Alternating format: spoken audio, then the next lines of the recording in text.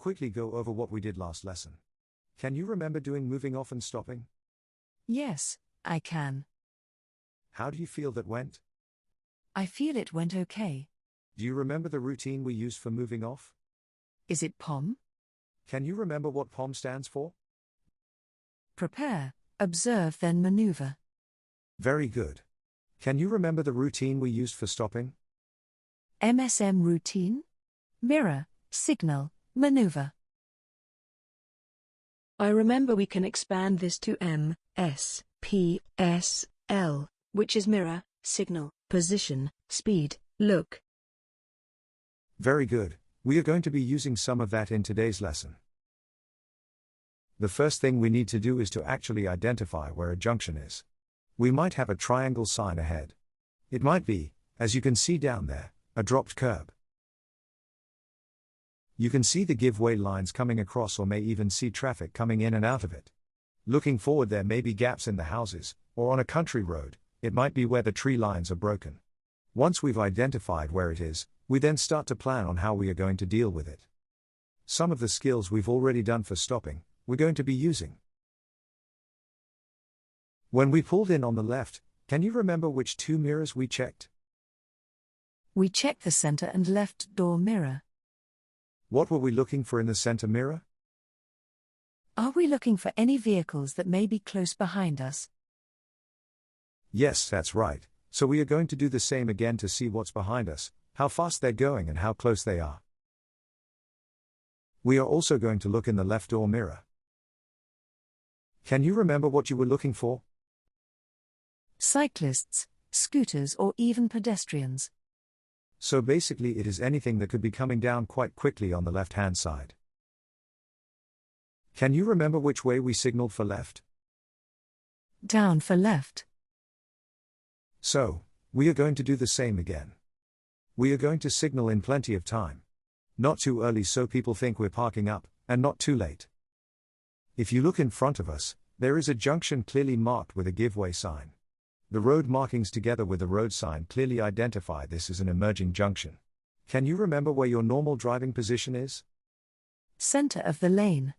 So, we are going to stay in that same position. We don't want to get too close to the curb because our back end takes a shorter line to the front. If we get too close to the curb, we might go over the footpath when we go around the corner. So, we are just going to stay in our normal driving position. We are going to get the speed down and at the same time we are going to do the look as well, so we do the observation nice and early. What we are looking for is we are looking into the road as much as we can. There might be houses there. It might be really tight and narrow, so we might be looking at slowing it down. If driving a manual car we may change down to first gear. We're going to match our speed to what we actually see. That will also match our gears to the speed we're going to do. So if we are going around about 10 to possibly 12 miles per hour, which is the normal speed on most junctions, we are going to be in second gear. But if we need to slow right down to walking speed, 4 or 5 miles per hour, we will need to be in first gear. Jogging speed is 8 to 10 miles per hour. So we are looking for pedestrians. Do you know what the rule is now with regard to pedestrians? Yes, pedestrians have priority over us, so if it looks like they are going to cross the road, we have to be ready to stop here, and just let them cross the road. We wouldn't beckon them across. We just wait. If they don't look like they are going to cross, then we can continue. So we're going to keep an eye on that. We're also looking for parked cars that might be round the corner because that might affect people coming out the junction, where their position is. So we are going to be looking as far round the corner as we can. We are also going to be looking, potentially, if we need to stop, as we get round the corner, so we might have to match that first gear again. Also looking at the bend and how sharp it is, because that will determine how much steering we're going to put on. A more gradual bend means we are going to put about half to 3/4 of a turn. If it's tighter we might have to put a full turn on. The more steering we put on the more we have to take off. So, as the curb comes into the corner of the window and starts moving back across, we then straighten our wheel up to how much we put on. So, I'm going to give you a reference when we get to that point of when you would need to start your turn on the sweeping corners, and obviously it's a little bit later for the tighter ones. Remember, it is the same reference point. I'll help you with a reference there. Once we're round the corner, we need to build our speed up, so what do we do before we build our speed up? Center and right door mirror. We're looking for that car that's followed us in. Has he tried to overtake us? If he has, what will we do about it? Would we let him get out the way? Yes, that is correct. So you're happy with the approaching? Emerging from a junction. We have different types of junction. T. Y. The main type we are going to be dealing with is the T junctions. You have also got what we call open and closed junctions. And that goes back to what we call our zones of vision or limit points. With an open junction, this all grass way. We can see clearly across and it's nice and open. The majority of junctions are what we call closed junctions. If it's open at one side but closed at the other, we still call it a closed junction. Some junctions open out a little bit at the end. This one does a little bit because of the footpath being so wide. We might be able to do what we call a rolling first, which is where we put it into first at the give-way line and gently roll into the corner. This is where the ladder comes in. Can you recall what L, A, D, A stands for? Look. Assess. Decide. And act. Yes, that is correct. We use the same ladder as when we are approaching, as we do when we are emerging. We are looking, assessing and making a decision on what we see. What gear we're going to use. If it's closed, the chances are, we are going to be into first about a car length away and we're going to follow that curb round. As you can see, this one the picture is showing you a square. This one is more rounded. As we come up to the edge of the curve, we check our mirrors, signal to the left. Our position is going to be in the normal driving position. Our speed and gears we are going to be getting down. We've already looked and if we know it's closed, we know at that point we are going to be dropping into first. At the same time, that will be where the curb is just in the corner and we start to follow it around. How much turn do we do on a sweeping corner, can you remember? Half to 3/4. Very good. We are going to stop at the give-way line at first just to get you used to it. With a bit more practice, if it opens out enough, we'll do that rolling first. We are going to look both ways, at least twice. The order depends on whichever way gives you the best view. Look there first. What we are looking for when we come to the give-way are pedestrians. Remember, they have priority, so we might have to stop here and let them cross the road in front of us. We're also looking for possible parked cars there, and anybody overtaking them will be on our side of the road. We also need to look to the right, and we need to judge a gap, so that we can get out without slowing anybody down, or changing direction. To do this, if we can walk across to the other side of the road and back to the middle, that gives us enough time to get out, build our speed up and get out the way of people. That will work for most situations, but because it's early in your driving, we might need a little bit more time, because it's going to take you a little bit longer to get that speed up. But as we get used to doing it, that's going to be a rough guide. Once we join a new road, what's the first thing you're going to do?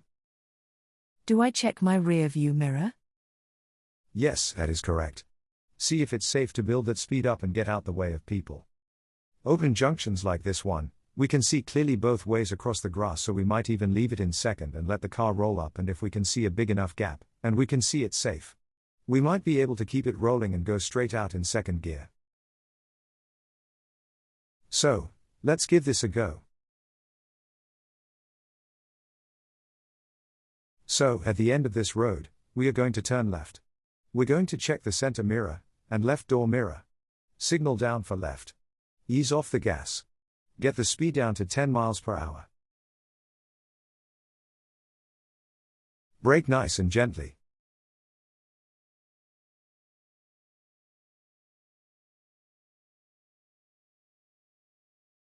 Clutch to the floor. Into first gear. Now we're going to look. We can see a car approaching. Is it going to turn left or continue on?